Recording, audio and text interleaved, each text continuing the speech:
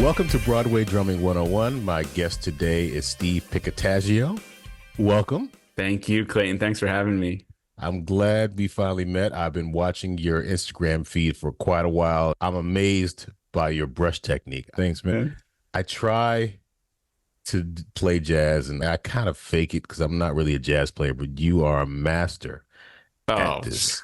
thank So you. if anybody hasn't seen what he does, definitely check out his Instagram feed, which is, what's your Instagram? Steve Pick _ drummer. Definitely follow him as soon as you actually do it right now. If you're watching this, do it right now. If you're listening, Let's pause now. Oh, wait. yeah, pause Yeah. it. Your followers should be increased by 10,000. Great to have you on because I have a bunch of things that I love to learn about you. But the first question I have for you is, what was your first musical memory? Oof, good question. My first musical memory was probably, well, definitely singing songs to the radio, with my brother growing up. And I remember thinking that if I would listen to like the oldies station, and I thought, well, if the bands were still around and they were playing live in the studio, every time I heard the radio, I assumed they were playing live. Oh, really? Yeah, so I would always imagine like, listening to a Beatles song or something and they were just in the studio playing live, which obviously is not the case. Beyond that was just a middle school band. My older brother played drums before me, so I would just watch him play all the time. I'd go to his marching band rehearsals and I'd go to his concert band rehearsals and concerts and just watch all the drummers and just really observe for a long time, not really thinking anything of it, just really interested in watching until I decided, oh, maybe I should play drums too. That's where I started. It all kind of happened in that way. Does your brother still play? He plays for fun. He's a lawyer now. So we talk a lot about drums and music and that sort of thing. But yeah, he plays just for fun now. So was he the first like drumming influence on you? Yeah, I took like a couple lessons with him before my middle school in South Florida had a music camp for 2 weeks in the beginning of the summer. And I think I was going into fifth grade that I started at the music camp. And my brother like, okay, here's some sticks. Here's how you hold the sticks. Like, here's like a couple rudiments, just so that when I went and we had to audition on like 3 or 4 instruments. And of course, everyone wanted to play the drums. So I had to make sure that I went in and was really prepared. And, I auditioned on the trombone and the clarinet and maybe the saxophone, maybe the trumpet, but I was like, I'm not gonna play any of these instruments. I already decided I'm playing the drums. Yeah. Can you play any of those instruments now? No, I can't. I had saxophone players as roommates in college.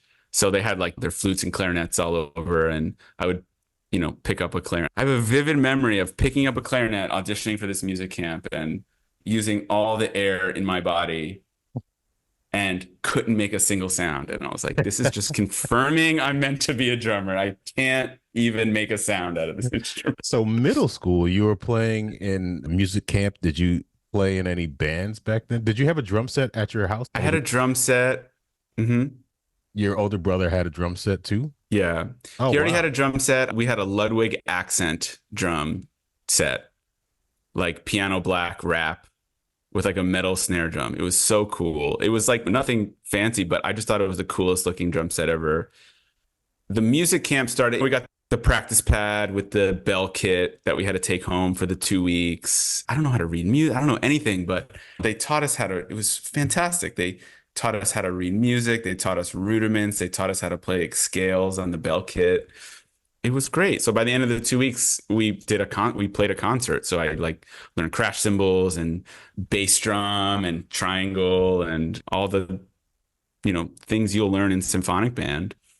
By the time I started fifth grade, there's no music program in my elementary school. So I spent the entire year just maybe taking a few lessons or continuing to hang with my brother. And then once sixth grade started, once middle school started, that's when it was like, school band.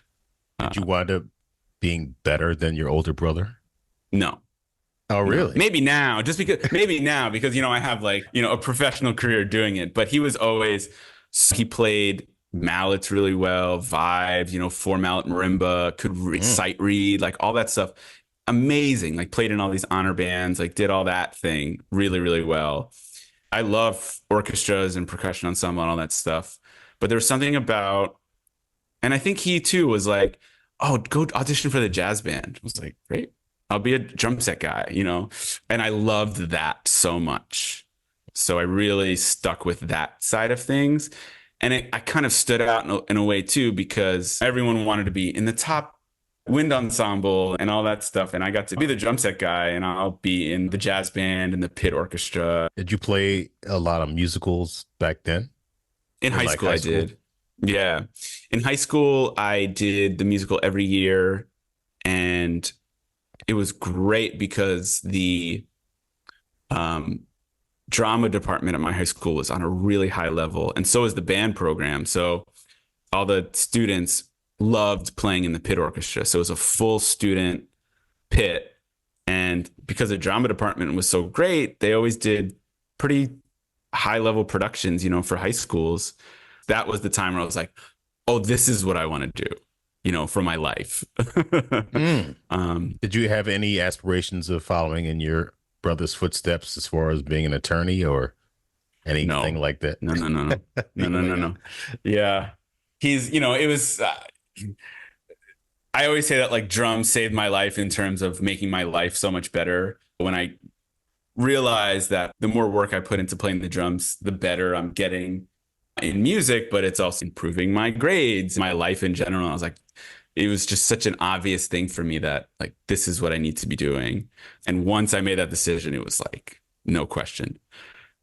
So back then, were you listening to more jazz, more pop, more musical theater stuff, or was it all the above? All the above, but really what I loved the most was pop punk music. Oh, really? That Like was my Green Day? favorite music. 182, all those Okay. bands, like in the 90s going into the early 2000s, all those Newfound Glory was a band that they all grew up in my hometown. Mm. So when they made it big, they came back and did a concert. We all went to the concert, and there was a huge scene in pop punk music in our hometown because everyone's like, well, they got out and made it and went out to LA and got a record deal. So all these bands started, and it was really, really cool at the time to like, I just sat in my room with the drum set and play along to records and learn all the songs that I liked. I just liked the music. So I just wanted to learn how to play them all, not knowing that that's a valid way to practice. Did you, were you the kind of person who had, spiked hair, or were you looking Oh, no, as no, no. wholesome as you do now? I had the gel with the spiked hair. I got Really? like the frosted tips. Yeah, I had the puka shell, the band t-shirt. I was in it. I was so in it. So no button down shirt and Oh, no, no, no, no. Yeah. I remember when I was younger, I was in like during that time I was in like a metal rock band called Evil Twins, and we were kind of the Soundgarden, Fishbone, Bad Brains kind of vibe. And I had long hair, I had dreadlocks down to my back. And that's when I moved to New York in 1993, and I had my hair down. And I remember running into the guitar player for David Letterman, Felicia Mm. Collins. And she knew me back then because she actually tried to reach out to me for a gig that I couldn't do. And I don't know why I turned it down. It was a gig with her and Will Lee. I'm like, Oh, what? How did I yeah. turn that down? What's wrong with me? She saw me later when I had my hair cut. She's like, wow, you're all wholesome now. But deep inside, I'm still listening to Bad Brains. And it's funny, Yeah. after when I listen to a lot of musical theater after a while, I just need to break out. I need to just play something else. And that's what Mm. I usually like my fallback is like Mm. Spoon Man. So I don't Hmm. know if after a while playing jazz, you just like, I just want to play some, Blink 182. Do you Oh, actually go yeah. back and play that stuff?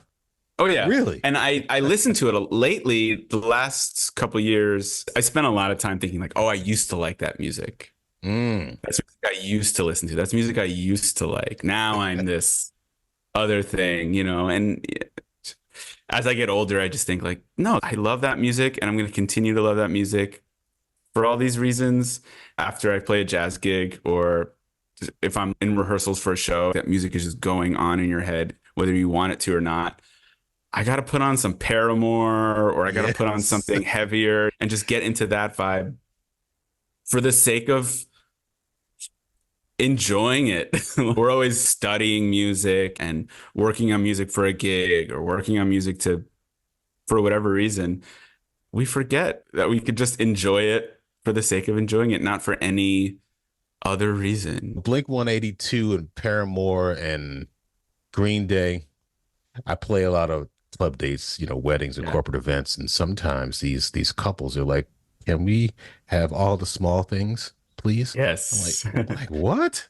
Yeah. So I have to learn that stuff. I never really played it before, but it's not easy to play. I mean, it's No.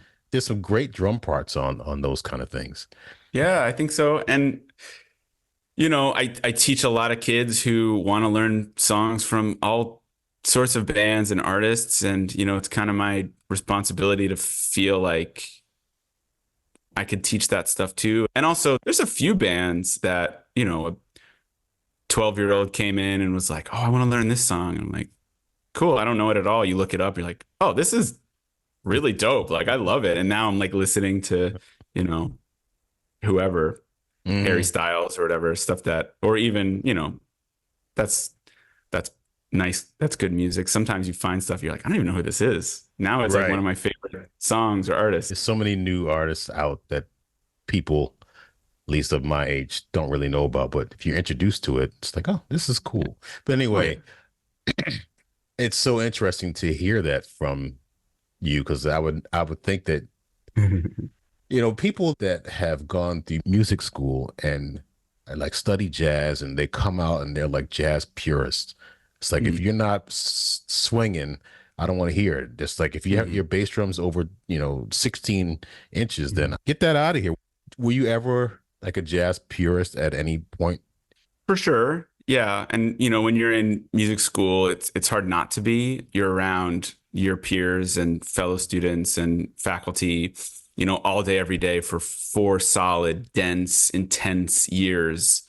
You know, for me, I really wanted to be a good drummer. I really wanted to be a good jazz drummer, good jazz musician. I wanted to know everything. And I spent all day, every day, you know, focusing on that.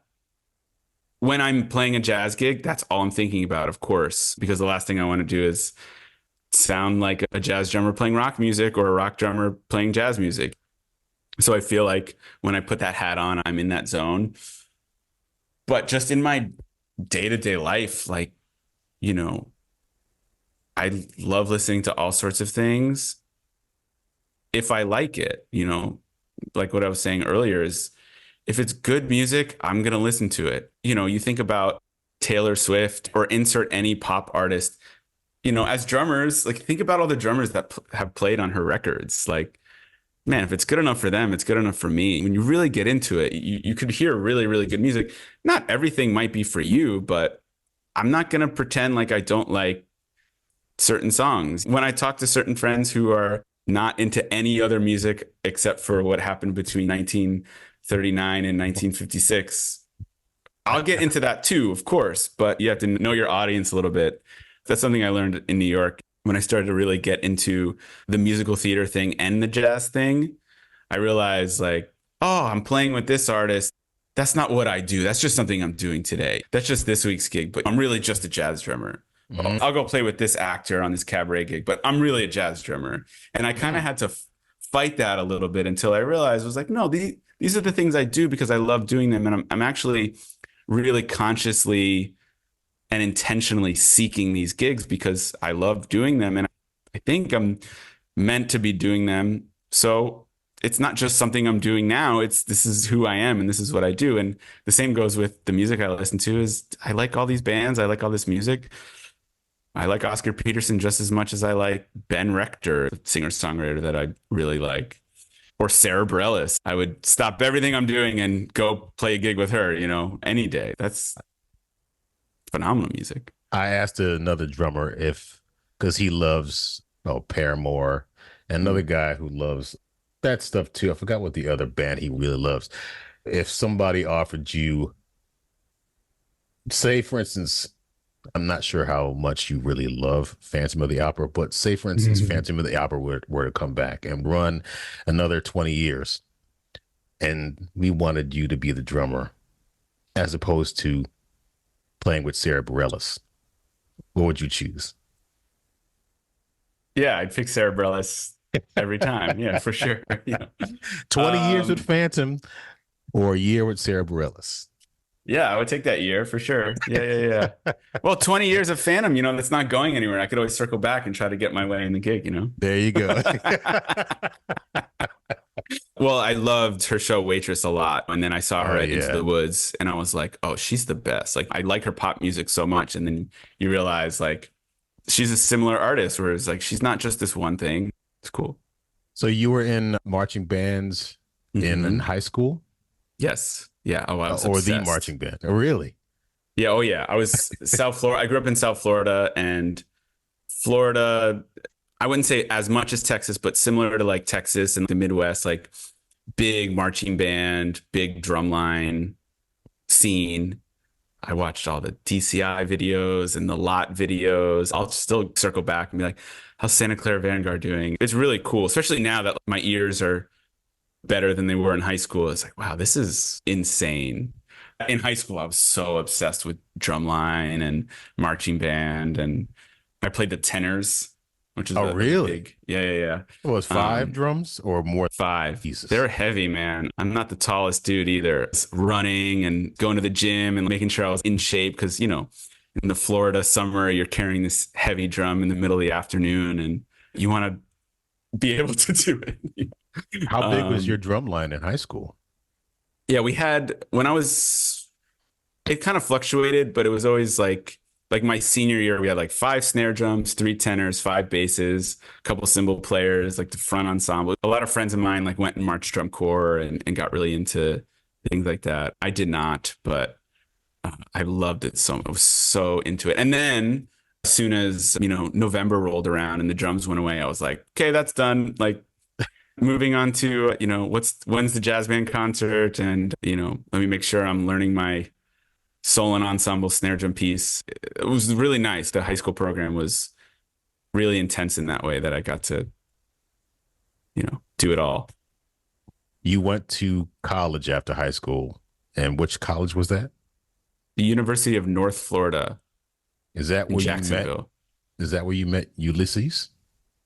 I did meet Ulysses there. I went to UNF to study with Danny Gottlieb, who at the time was living in Orlando and teaching at UNF in Jacksonville. And my high school band director at the time was a great jazz musician, saxophone player. He's like head of the jazz department at University of Georgia now. But my sophomore and junior year, he was the assistant band director at my program. And I got really into playing in jazz band and really into drum set and got really focused. And he brought me like records all the time and would like, check these out, check these out. Like I'd bring back the 10 CDs he gave me. He'd have 10 more for me to check out kind of thing, and got me really into it. And he was the one that said, oh, you should check out this. Cause I was like, oh, I want to go to Florida State University or I want to go to University of Miami. Cause those are the two schools everyone knows about in Florida. He's like, yeah, Miami, you would be cool, but check out UNF in Jacksonville. I was like, I don't even know what that school is. I have no idea. And I looked into it and heard a big band record that the school had put out. I was like, this is amazing. Got in touch with Danny and went up to his house in Orlando, took a lesson with him. And it was amazing. He studied with Joe Morello. Obviously, he's one of Joe Morello's, one of his most famous students. And we got into all that technique and we had a really, really great lesson. I remember my parents drove me up there and they were like, I didn't know you knew all that stuff. Like it was like one of those really cool experiences, just getting to sit down with him and talk about music. And he said, so I'm going to accept you into the school.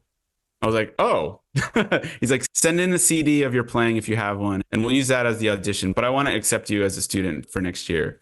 Oh, wow. And I was like, amazing. I really wanted to go and study with him. So I did that and really dove into his thing. And I think it was the like early spring semester of my first year. We had just come back from break, and that's where I met Ulysses. He's from Jacksonville, where the school is. He was just in town playing a gig with some local musicians. I think Jimmy Cobb was a guest artist at my school that week. So we went to see him play the concert, and then everyone's like, "Oh, we got to go see this drummer. He's studying at Juilliard. He lives in New York. We got to go." And I was like, "We just saw Jimmy Cobb. Shouldn't we let the dust settle?" But we went, like everyone went, and I just like before I even opened the door, it was like this little cafe out by the beach in Jacksonville, and before I even opened the door, I already heard the music. It was Organ Trio, and I was just like, "What is that?" And I opened the door, and the level was just, you know, through the roof. And I was like, what is the rides? I never heard that ever, you know. I'm still figuring it out. I haven't heard live music that much, really, if you think about it, you know, when you're a freshman in college, like, you know, especially growing up in Florida, there's not a lot. So that was like the first, and I was like, is that New York? Is that what New York does, you know? And so the gig was amazing. Right after the gig, I walked right up to him, and I didn't even think. I was like, "Can I have a lesson with you?" And he just like had this huge. He's so nice. You know him, right? Mm-hmm. He's the nicest. He was like, "Yeah, sure. Like, you want to come by tomorrow?" I was like, "Yeah, great." So I got his phone number, called him the next day. We set up a lesson. I went to his house and took a lesson, and it's like a 2-hour lesson or something. And it was amazing. He showed me all this stuff, and he was really honest and really kind. By honest, I mean was like, this is the stuff you need to be working on. But really kind and really inspiring. It really completely changed my life because I would take lessons with him every few months. So I'd have my lessons with Danny like every week, and I'd be really into all that stuff, the Joe Morello stuff, studying big band drumming, studying the history. And then when Ulysses was in town, I would go out and take a lesson with him too. And that's a really early time for me to realize the importance of mentorship and how you can kind of really seek that from a lot of different people for a lot of different reasons. And I always say that, you know, Ulysses was at the top of the list for sure, among others, but he really helped me get there. So super important person in my life for sure. Yes, and we're talking about Ulysses Owens Jr., by the way, for those people that are listening. And yeah, I met him because he was checking out some of the things that I've been posting about Broadway drumming. He's like, "Man, it's a great idea. And this, you know, here's some ideas for you." And so, you know, he's a great person. I definitely watch his Instagram feed too, because just watching him play, I could call him anytime and text him anytime. He's always gets back to me, and always great advice, always something great. Yeah. he has a book out that I bought. I have checked out half of it already. It's basically everything kind of you need to know about being a musician.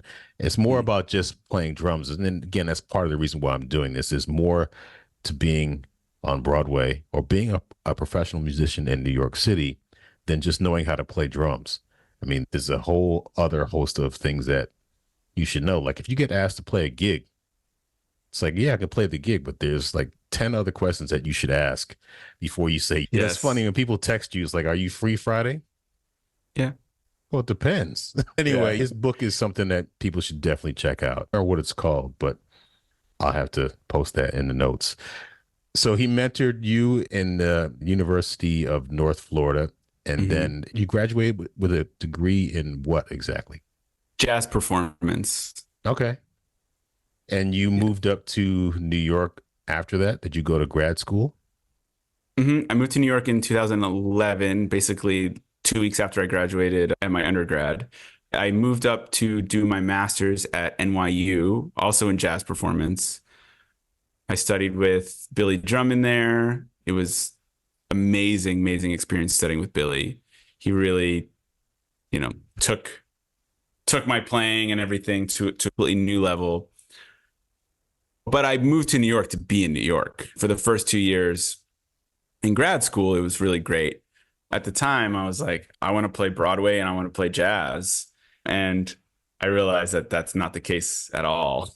Mhm. There's a good chunk of drummers who are interested in doing both, but I had to find them for sure. I just assumed everybody. And that was the thing I was saying before is just like kind of have to navigate through that and find your people because there's definitely a lot of like, oh man, what do you want to do that for? It's like, that's what I want Mm. to do. You know? You started becoming your, I guess, a band leader in New York. Did you find it difficult to go from behind the drums and lead? Well, I guess you can't really say lead from behind because you're leading the band, but Yeah. the transition from being a student to a band leader, what was that like? It was interesting. I think a lot of my favorite drummers have been band leaders. Matt Wilson, Jeff Hamilton, some of these guys that are around, they are drummer led bands. Ulysses is another one. Billy's another one. I would go see all those guys play live as leaders, and I learned a lot. There's some things that are just not different. Obviously you just need to play the music. You don't have to take a drum solo on every tune to let the audience know that you're the band leader. However, there are some things that you get to do that maybe you wouldn't get to do if you were playing with a singer or playing with a piano player who's leading the trio. But it's all the non-music stuff. It's what songs do you want to play? What arrangement? How do you want the arrangement to be? Who do you want in your band? Obviously, you have to go out and find gigs and do a lot of emailing and trying to book stuff. And people don't really know who you are. At the time when I was trying to be a band leader, it wasn't like, oh, I'm part of this famous trio and obviously we're going to sell out this room, no question. It was like me trying to find rooms that maybe already had a built-in audience and I could try to grow that way. I put out a record where I got to pick all the tunes I wanted and the people and the arrangements and kind of shape it in my own way and then try to go get gigs that way. So it was fun for me to play at a couple of venues for the very first time that are somewhat well known. I was the leader. It was kind of bizarre, but it was fun for sure to do. I don't do it a lot lately, but when I get to, I really like it. What's the most difficult part about being a band leader? You always have to ride the line between, you know, this is what I want, but also we're cool, right? Like we all on the same page, getting everybody to feel like they're also collaborating in their own way. Sometimes I do the latter too much, in the beginning and be like, well, what do you think? What do you want to do? And it's like, well, I'm the leader. So it's like, hey, we're going to play this tune like this way. Take the intro here, boom, boom, boom, whatever you got to do in terms of preparing the arrangements. And then beyond that is just letting everybody play and do what they're there to do. But for sure, the difficulty as a drummer is, I don't play a chordal instrument. I don't play a melodic instrument. I composed one tune once over 10 years ago, and I like playing it. It's fun. But most of the stuff I want to do is play.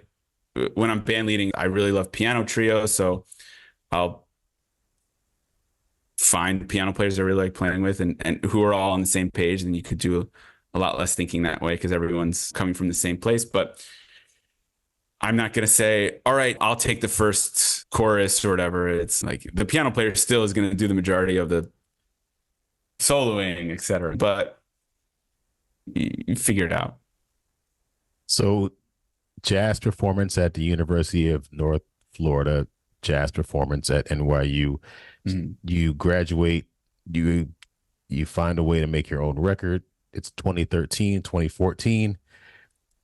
Did you say, you know what, I want to be the next Ulysses Owens Jr.? I want to be the next Matt Wilson. So was your goal to be the cat in, as they say, in New York? Since you had that whole Blink 182 in your background and the spiked hair, frosted hair. Yeah. But now you're playing jazz. Was just your focus playing jazz? Or did you have other musical interests?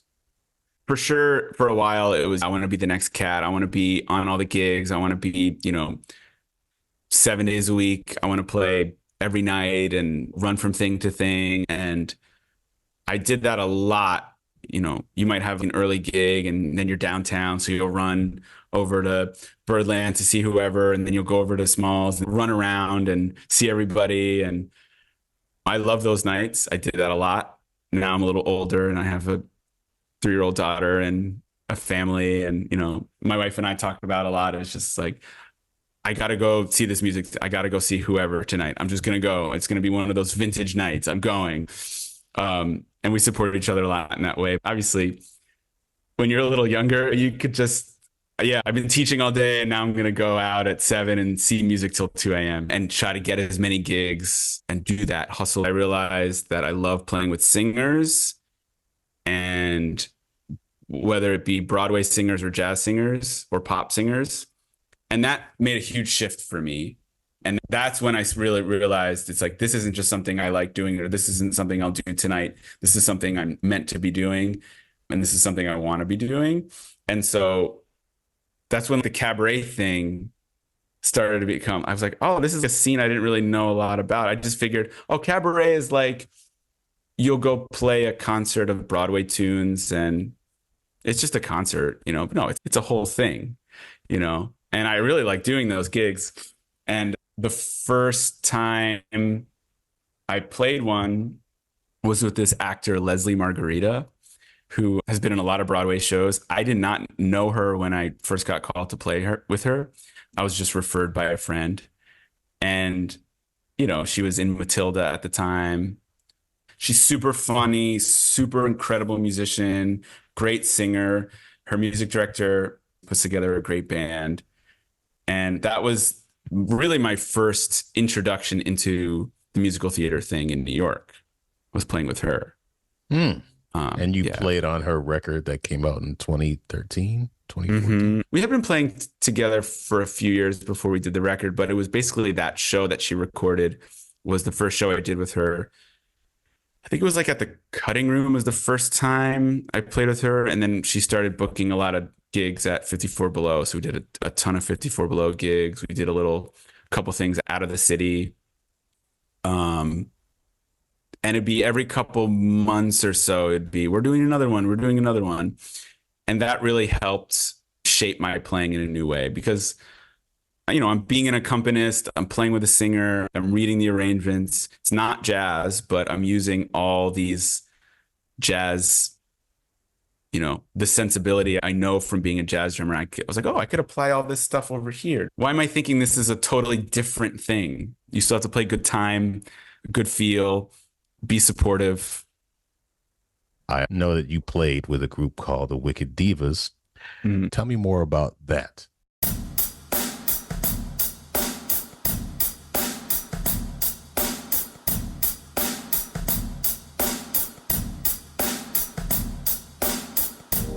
To continue producing the high-quality podcast you're listening to, publishing engaging newsletter content, and posting YouTube videos, we would appreciate any financial contributions you can make. At this time, we have no advertisers, and we'd like to keep it that way. Our staff is small but growing. We can only produce a show with listener contributions from people like you. There are a couple of ways you can do that. You can sign up to be a monthly or annual subscriber at BroadwayDrumming101.com. You can also contribute any amount you wish through PayPal at paypal.me/BroadwayDrumming101 or through Venmo at Broadway Drumming 101.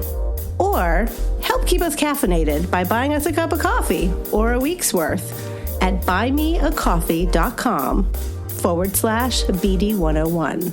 That's buymeacoffee.com/BD101. We appreciate any support you can give. Don't forget to subscribe to the Broadway Drumming 101 YouTube page. You'll find more content that isn't featured on the podcast or on the Broadway Drumming 101 Instagram page. Make sure when you subscribe to the YouTube page, you click on the button to be notified when a new video is published. Thanks again for listening to the Broadway Drumming 101 podcast. So I started playing with that group a couple of years before, and it was with mutual good friend Ryan Sherrar, music director, who I had played with on some other gigs. He called me to play a couple concerts with a group called Wicked Divas. When I looked it up, it was all pops concerts with orchestras. And it'd be a couple actors who have been in Wicked playing various Broadway tunes, but also the hits from Wicked. And I thought, I'm like, am I going to play with an orchestra? Like, this is fantastic. I'd love to. But at the time, they took that kind of idea and made it for small group. So it was piano, bass, and on stage with 2 actors playing a variety of Broadway tunes, a bunch of Wicked songs.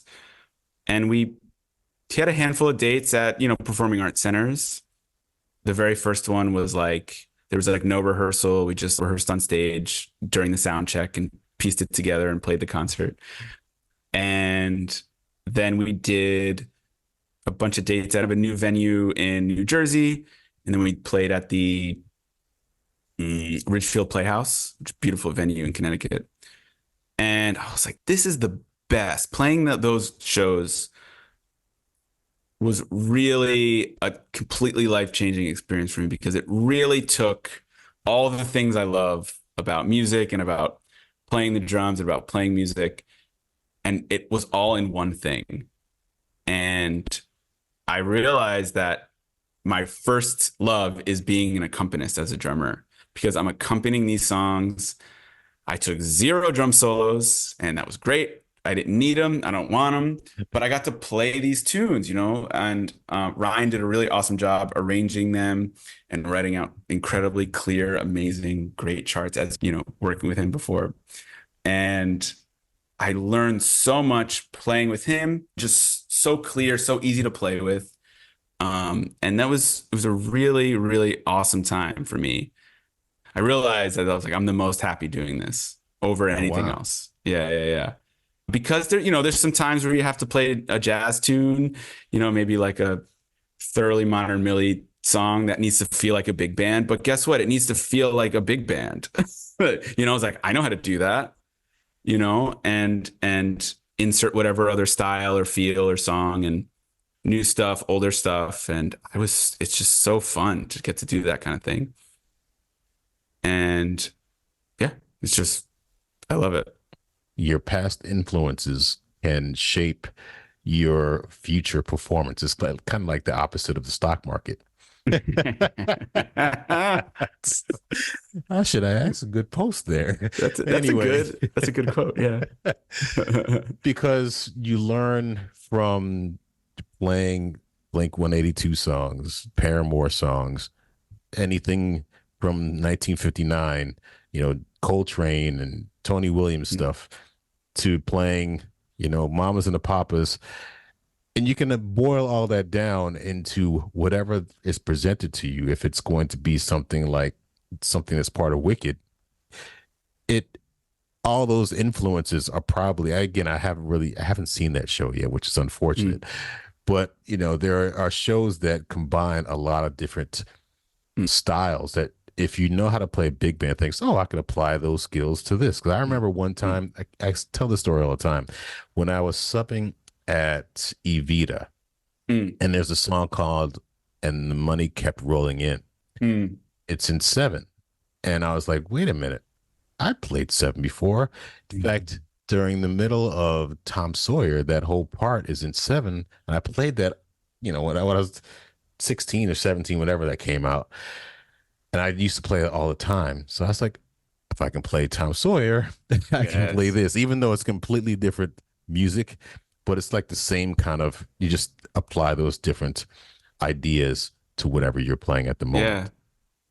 So Ryan Sherrar, who I'm in contact with almost on a daily basis because we text each other about stuff, he was part of the Wicked Divas, but he also brought you into the Four Phantoms. Tell me about the Four Phantoms and what that's all about, and what kind of things that you guys do. Yes. So the Four Phantoms gig started about 2.5 years ago for me. Ryan had called me and asked me to be a part of it. And I was incredibly honored and really thankful to get the call, and was excited to do it. And it's a similar thing to the Wicked Divas concert in terms of in this case, it's 4 actors who have been the Phantom.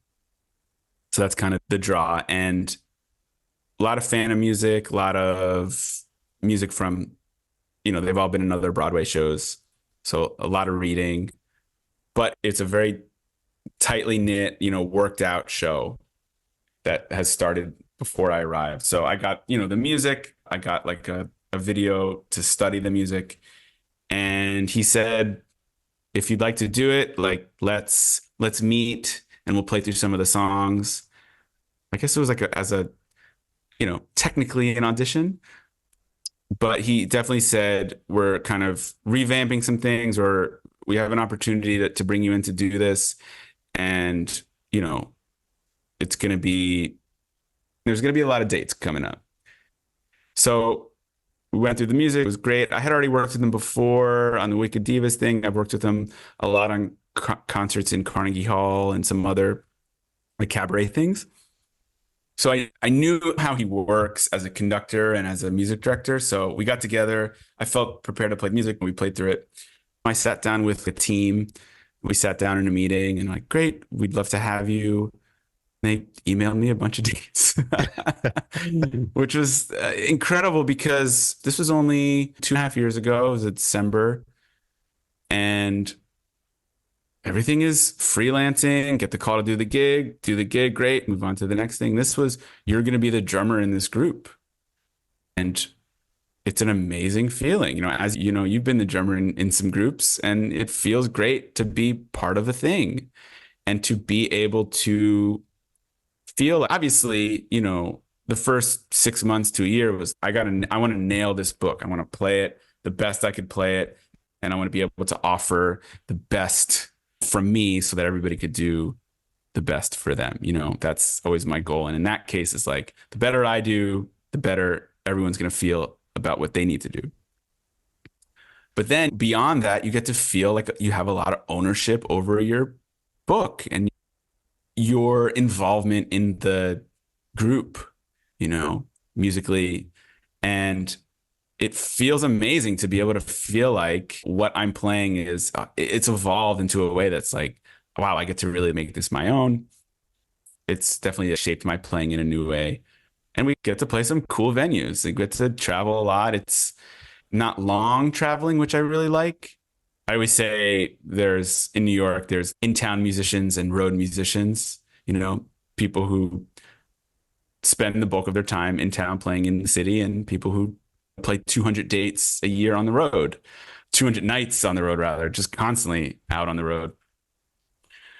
And I consider myself an in-town musician. So playing a gig like this and, having a 3-year-old and having, my students and wanting to maintain my gigs, it was like, cool. So travel, like, what are we thinking? Like, are we out for a month? Like, they're like, oh no, it's like, 3 to 5 days, go out to a couple gigs, come back. I was like, oh, perfect. I love it. I'd be happy to be able to incorporate that into my life. And, the travel thing has been really fun, and you get to see some cool places, get to see some cool venues and deal with backline drums and, all fun things that, honestly affect your playing in a positive way. Even if you get thankfully, knock on wood, I get nice and cymbals and all the things I need for the most part. But sometimes you get something you're like, cool, this is a bit of a curveball, but we'll make it work. Well, let's talk about some practical things, because I tend to like to ask questions that people may not ask and give information that people may not even think about. You talked about backline. Mm-hmm. When you are asked to do a gig with the Four Phantoms or the Wicked Divas or anybody out of town, what do you look for in those kind of gigs? I know that you have to have a list of the drums and the cymbals and the throne and the bass drum pedal. What should drummers know that they probably haven't thought about if they're going to do something like this? And what have you learned over your career that if you could tell somebody, but you should probably make sure when you go out of town with somebody that you should have at least this? Be as specific as you can. That's the best advice I can give. and know the things you need for the gig you're playing. So if I'm playing a cabaret gig or musical theater gig on the road, I know I have a rider sitting on my in my notes on my phone. Musical theater rider. Boom, I need these things. The drum sizes, the brands, I need these heads. I need them to be new.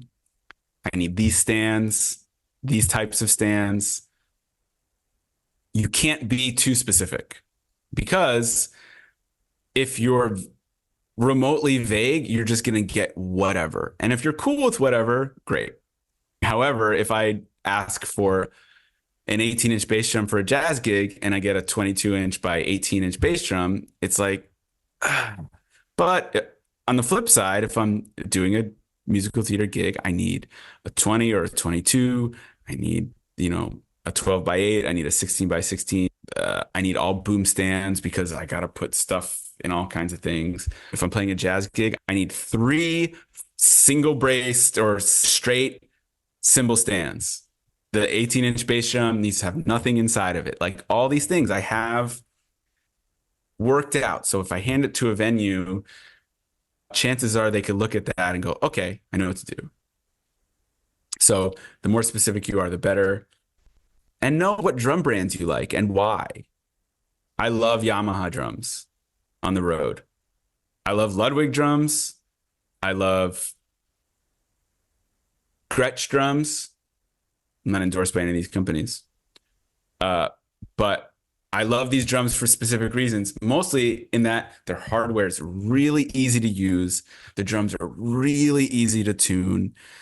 They look awesome, which, sorry, you're on stage. You want to make sure you have a drum set that you're not like, like, you know what I mean? Like the finishes are cool. It's great. They're iconic drums, and you're like, oh man, no matter what I do, you could always tune a drum to make it sound the way you need. But sometimes it's just, certain drums, you just go like beep, beep, beep, beep, done. Perfect. And when you're on the road and a very quick sound check and maybe no sound check, you have to know that you could get what you need out of it. I list some brands on my riders. If I'm not bringing my cymbals, I ask for specific sizes. I am endorsed by Zildjian, so they need to be Zildjian, but the sizes, the type, etc., so that you're getting the things you need. There's no room for interpretation. When you go out of town, you've traveled a lot. There are also other things that you should probably know about traveling. When somebody says, are you free on Friday night for a gig? Well, it depends. It depends on how much it pays. When do I get paid? In what format do I get paid? How long is the gig? What am I wearing? What's the music? Who am I playing with? How long does it take to get to the venue? Can I park? Am I bringing drums? That's just, what is that? I don't know. That's 10 questions already. When you travel, what are some things that people should? I learned a lot by being on this recent tour of Hadestown. I was subbing for the drummer on the tour. And there's a lot that I learned about being in different beds in different hotels every week. I didn't realize how important that is, especially at my advanced age. What are some things that you would tell people to know or think about if they're asked to go out on a tour or a show? Be organized and have a plan and stick with whatever routines that work for you. Those are non-musical, non-drum things. Those are just things that I have found to be helpful for me, that keep me happy and sane and relaxed when I'm on the road, because you get somewhere and you might stay at a really awesome, cool boutique hotel. And sometimes you might stay on the side of the highway. And I would say, like on the set, I'm just kidding. No, as long as everything's clean and everything is what it needs to be, I'm happy. But beyond that, I am really into having a very organized suitcase. I have all the things I need for every single day I'm there. If you got to wear a suit, know how to pack a suit so that when you get to the venue or you get to your hotel room, you can immediately hang it up so that it's not like a wrinkled mess. And little things like that. I'm into packing cubes, and everything is in a container and everything is where it needs to be so that I can get through TSA really easily. I can get to my room really easily. I don't get there and go like, oh, my stick bag. No, like everything is exactly where it needs to be. Every once in a while, I'll like, oh, I left that charger at the hotel. But I try to have everything in a place, keep, it just keeps this, the sanity like in place.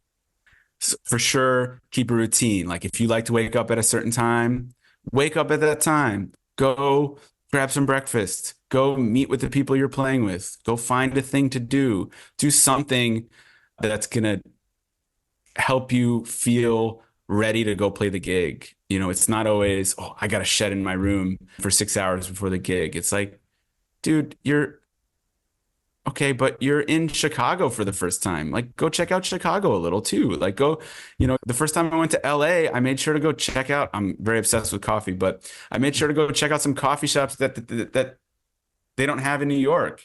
These little things, a thing to put on your own calendar so that, when call time, hits, you felt like you did something productive, but maybe did something fun for you because, traveling is different. It's a different thing. You also have to, it's really difficult. You have to take all these flights and wake up, all these things that if you don't also try to enjoy it, if you don't enjoy it, then don't do it. Just say no, just stay home. Like that's cool too. But if you enjoy it, then you have to kind of take advantage of some of those opportunities because traveling musician, it's a different thing. It's a different way of life, So I always say, and I always think of like, okay, what's my plan for today? And, on the Four Phantoms gig, there's like 12 of us that travel together between crew and musicians and actors and stuff. So, I'll get to the venue. It's like, did you find some coffee today? It's kind of become a thing, And then beyond that, like technical stuff is, if you need to be somewhere at a certain time, be early. The classic things is don't be that person who people are waiting on and kind of get a sense of, okay, well, the venue's here, the hotel's here, they're going to pick us up at this time. Make it as easy for yourself as it is on other people too, in terms of what's the schedule for the day, understanding all that stuff, You got to be there early because sometimes they may leave without you. Be there early because you don't want to get left behind. Sorry, that's kind of, it's a really important thing. And all those things that you just said make perfect sense. And I think it's just knowledge about the non-musical things that can either make you or break you. And I tend to do the same thing that you do when it comes to going to new places. I was in the Bahamas for a weekend. I asked the car service driver, where can I go to get food where the locals go eat? Because I'm not, they probably do have KFC there. Why would I want to go to KFC or IHOP? I want to go where the locals go. And he told me that stuff. And I went and I had so much fun. And it's really important to experience these things because when am I going to be back in Nassau again? I have no idea. I so agree. I had a gig speaking of Nassau, it was at the Atlantis Hotel last November. Yeah. It was this huge like celebration for the hotel. I was there for 36 hours. I was playing with this band, the Hot Sardines, a band that I play with sometimes and tour with sometimes.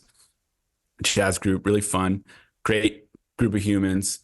We were there for literally one gig. We flew in Friday afternoon. We put our bags down. We're like, see you at the beach in 5 minutes. We all went to the beach and sat on it's November. Like, yeah, we're going to go sit on the beach before the gig, before the rehearsal. You know what I mean? Like the drums will be fine. Like they'll be ready. You have to find those moments. You come home after a trip like that and you're like, that was awesome. What an experience. It was November. And it was November. Like who's going to the beach in New York in November? Literally no one. That's great. Oh, man, I loved it down there. What are some things that people should know about becoming a successful musician in New York? The first thing is to know that New York doesn't necessarily want you or need you. And I mean that in a good way. You have to really want to be in New York City. You have to really like New York City in order to come here and try to find success in New York City. New York City, it will be fine whether you're there or not. You know what I mean? It's an amazing, amazing place. It's a crazy place. It's very unique. It's very different. But for me, I was like, I want to be a successful musician in New York City. So before I lived here, I visited for like 4 or 5 days, took a couple of lessons, went out to a couple, jazz clubs and saw some music, met with some people, checked it out, ate some food, checked out New York City as a place to see if I liked it, which I did, thankfully. And that's why I'm still here 12 years later. But, that's a really important thing. I think sometimes people come to New York and they're like, I don't know how you do this. It's like, well, maybe New York isn't for you. But definitely step one is kind of building that like love for your, it's going to be your home. You have to really like it. You have to really love being there and dealing with all the things you have to deal with. So beyond that is, you have to know how to get around New York City with your drums. For me, I have worked out a really small, lightweight system so I can get my drums to and from gigs. That makes things a lot easier for me. And dealing with all those ins and outs, all those non-musical things, understanding that you call an Uber to put your drums in trunk, they might not fit in the trunk, you gotta put them in the back seat, knowing how all that kind of stuff works. And beyond that is, the music stuff, the more specific stuff is to be successful in New York City, be out finding the people you want to be around and want to play with and want to associate yourself with. There are so many scenes in New York that are all running on like the highest level, like what other place has the best Broadway musicians, the best jazz musicians, some of the best rock drummers, some of the best rock musicians, some of the best, everything, all in one place. Getting back to Ulysses, when I first moved to New York, he said, go find your line, get in line and wait. Now, while you're in line waiting for your turn, finding your people, finding some small gigs, working your way up through those experiences, saying yes to everything that you could possibly say yes to so that you have the opportunity to play, have people hear you, get to learn all the things you have to learn about. In the time it takes to get from your home to the rehearsal or to the venue, there's like 50 lessons right there. You know what I mean? Before you even walk inside the room to play music with people, So the more you're doing that, especially in the beginning, the more you're learning about how to be successful, how to feel successful, how to feel confident. You know what I mean? When I first moved here, at least in my experience, I was like, man, everyone's so confident. Everyone's just walking, getting to where they have to be, doing their thing, blah, blah, blah. And I'm just like, man, how do you do that? But in no time, just like, month 2 into taking the subway every day, I was like, yeah, that'll build some confidence, dealing with whatever it is you have to deal with on that particular day, but you have to love it. You have to really like being here. Yeah, and I never forget, a friend of mine said, no, New Yorker will eat you up and spit you out. Yeah. And yeah, it can definitely do that. I'll tell you a really funny story. One of my first gigs in New York was October of 2011, and it was snowing. I was living in New York for 2 months at that point. Again, I'm from South Florida. So I'm like, if it's snowing in October, I am in so much trouble come February. So I had a gig that night and I had to get my drums there. And I ended up finding the trains were all messed up, obviously. Took my drums. I ended up finding a yellow cab. It was just like sitting at the corner of my block. And I was like, I just like ran, or you know what I mean? Threw my drums in the trunk, got to the gig, played the gig. After the gig, still snowing, packed up my drums. I'm standing on the corner of, 6th Avenue in the West Village. Packed, everyone, when it snows, everything goes insane. Like a cab or whatever stopped and said, "Oh, where are you going?" I was like, "Oh, uptown." And he's like, "All right, $50." And I was like, no, I'm not spending $50. and ended up finding finally found a yellow cab that used his meter. And I threw my drums in the trunk. I got home. I like paid for the cab. And I got in my apartment. I was like, that was awesome. That was so cool. That was the best. I was getting snowed on. I know a cab wouldn't pick me up. And I just thought it was the best. That was a real good indication. And I'm like, this is where I'm meant to be, you know? Okay, so if that happened to you now, would you say the same thing? No, I'd spend $100 on an Uber and get home as quickly as possible.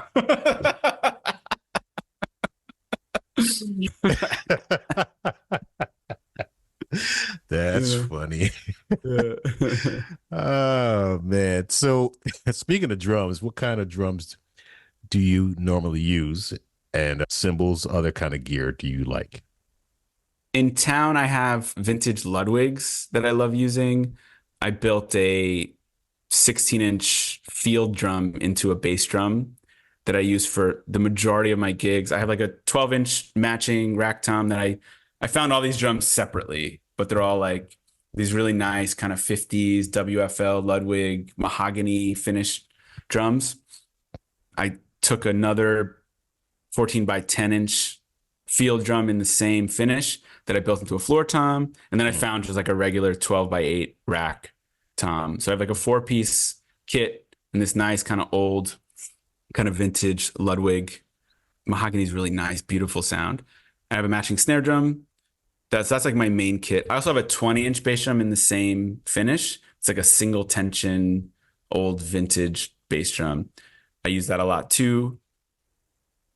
And then I have like a 70s Superphonic snare drum. So depending on the gig, I'll use one of those 2 snare drums or one of those 2 bass drums. But the 16 I use for virtually everything. I did an off-Broadway show. I used that. All the jazz gigs, all the things. Sometimes like rock gigs I'll use if it's like, you know, maybe not a big room, but if it's something where I need to just bring in, I could use that 16 for almost everything. But the 20 is nice to have too. So I have those 2 options. I don't have an 18.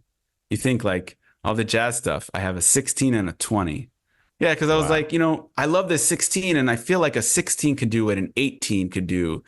But an 18 can't really do what a 20 could do. So let me get a 16 and let me go find a 20. Those are my main drums, yeah. What are the lengths of the bass drums? The 16 is like 16 by 12 or 12 by 16, depending on how you like to think about it. And then the 20 is 20 by 14. Yeah. And then I have like a nice setup of vintage cymbals from like the 50s and 60s that I'll use for a lot of things. I have vintage A hi-hats to like a 20 and a 22, like 1950s A's. I really like A's more than K's. I know K's are very popular, but I like A's a lot. All those like early, you know, Kenny Clark and Ed Thigpen and Art Taylor and all these like earlier, they were all using A's at one point. I love that sound. And not the only reason, but they are cheaper than K's. K's are much more popular, so they're typically much more expensive. We're kind of in this nice world of vintage drums and cymbals lately that a lot of stuff has been around and available. So it's cool to find vintage cymbals. Then I have more modern Zildjian cymbals that I'll use for the musical theater and pop and rock stuff. So it's nice to kind of have the things I have and know exactly. I live in a New York City apartment and I like to say I'm minimalist leaning, which is bizarre to say for a drummer. But I only have the things I'll get. If I really need it, I'll get it. But I'm not like some of my friends who I love, but I don't have like racks of cymbals at home and drums just towering over, you know what I mean? So I like to be very specific in my purchases and my finds and all that stuff. So what projects are you working on right now? Anything? So the Four Phantoms gig is the last 6 months has been a lot of traveling. We just did a filming of the show for PBS that's going to air in August. Nice. So for the last 6 months, it was a lot of that, preparing for that filming and all the gigs month to month that came up. We don't have too much right now until the fall. So in the fall, we'll go back out probably a lot more. Currently, I'm doing a lot of teaching, wrapping up the school years and playing a bunch of cabaret gigs in town, jazz gigs in town. Just filling up the calendar when the phone rings kind of thing. Where can people find you online? Instagram for sure. I use Instagram the most. That's Steve Pick _drummer. I have a website too. Technically, I have one that's stevepicataggio.drummer.com, which is more or less an extension of my Instagram. It's got some info there, but I try to use Instagram for everything. I have some stuff on YouTube. I'm trying to post some more things on YouTube as well. And I took some YouTube shorts on there and some longer YouTube videos of performances and various things. It's hard, man. As you know, it's like, I don't know how to, it's 2024 and I could start learning how to edit and piece some things together. But between Instagram and YouTube, it's the most. So I was like, I like using Instagram. I'll just use that. And yeah, that's it, man. Otherwise, it's a good opportunity to put yourself out there and put out your playing. You get called for something and then a minute later, they'll follow you on Instagram. If you don't know each other, that's what I do. If like, oh, I want to call so-and-so for a gig, or I just got called from so-and-so for a gig, I'm going to go on Instagram and see who they are and see what they're about. And it's like, okay, cool. They sound good. Oh, they look like this. They talk like this. You know, they post all these videos playing and cool. You know, you actually could, if you are intentional and do a good job in that way, you could actually really put a lot of people at ease in terms of like hiring you. So be careful what you put out there. Oh, yeah, for sure. Well, it was great to get to know you and to talk to you. And I can't wait to see this PBS thing of Four Phantoms. Yeah, me too. I'm excited. Thank you so much, Clayton. It's really an honor to do this. It was really fun. Oh, no problem. Glad to have you on. Yeah, thanks so much. See you soon.